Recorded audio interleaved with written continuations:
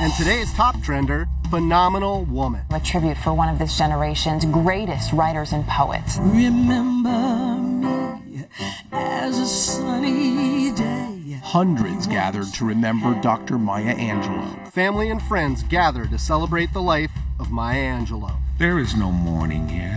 She didn't just want to be phenomenal herself.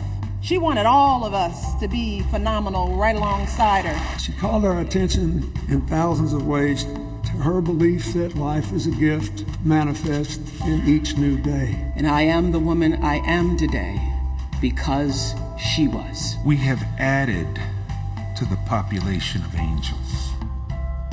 Joining me now is poet and activist Jessica Care Moore, founder of Black Woman Rock and author of Sunlight Through the Bullet Holes. Jessica Care Moore, thank you so much for joining us. Oh, thank you so much for having me, Dr. Dyson. I appreciate it. Yes, ma'am. Look, let's get right to the point. You were a phenomenal poet yourself, but obviously Maya Angelou broke the mold. Tell us what you think made her so powerful, so engaging to so many millions.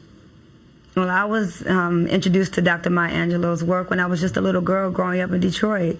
I was probably maybe 9 or 10 years old when I learned Phenomenal Woman, and I heard the words of, I rise, still I rise.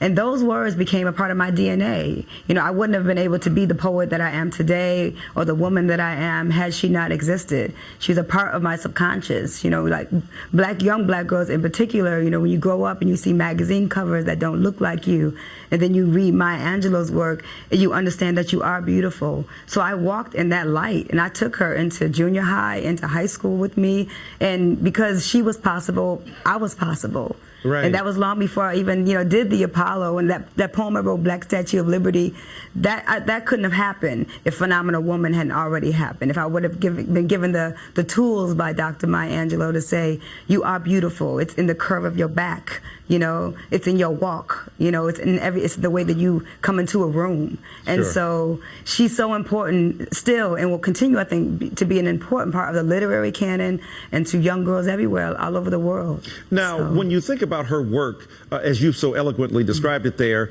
how does that translate to a new generation that has a different sensibility when it comes to poetry, and yet poetry, as you've proved by the success of your books and your performances, is still relevant to the lives of young people? Well, what's beautiful about poetry is that it's timeless. Good poems don't go bad. Poems don't go out of style. Like, you might put out a rap record and, 10, 20 years later, people are like, remember that record? Yeah, it was cool for a moment. But poetry, when it's well written, is truly timeless. It's something that you can always pick up. I reread the books at my house. My home is covered in poetry, and books that I read, Sonia Sanchez's books, and Lucille Clifton, and Audre Lorde, Gwendolyn Brooks. I go back to these women writers constantly for reflection, for necessary inspiration, so I can remember how to write good poems. And so that's the beauty of it. I mean, a phenomenal woman isn't going anywhere. Who doesn't need to hear that? Our daughters need to hear that. Right. Our babies in kindergarten and first grade need to be memorizing all of Maya Angelou's work now. And so it's the beauty of poetry. I mean, we study the classics, modernism, Eliot, Whitman. Those poems are still here, and I think Shakespeare, I don't think those writers are going anywhere. All right. Well, we'll add Jessica Care Moore to that canon as well. Thank you so much for joining us here tonight. Thank you so much for having me. I appreciate you.